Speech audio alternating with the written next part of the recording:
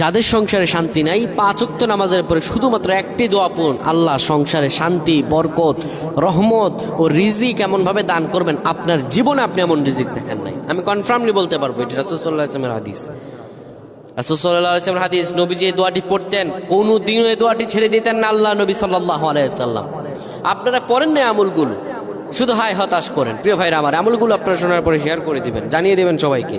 এই যুবকেরা, তোমরা এগুলো ফেসবুকে দেখলে শেয়ার করে দিবেন, এগুলো মানুষের কাছে পৌঁছায় দিবা। আপনি 5 ওয়াক্ত নামাজের পরে এই আমলটি করবেন। বাবা মার সঙ্গে সংসারে শান্তি নেই, সন্তান বাবা মার কথা শোনে না, বাবা মার সঙ্গে তার সংসারের কোনো আন্ডারস্ট্যান্ডিং নেই, স্ত্রী স্বামীর কথা শোনে না, স্বামী স্ত্রীর কথা শোনে, অবাধ্যতা রন্ধে রন্ধে পৌঁছে গেছে।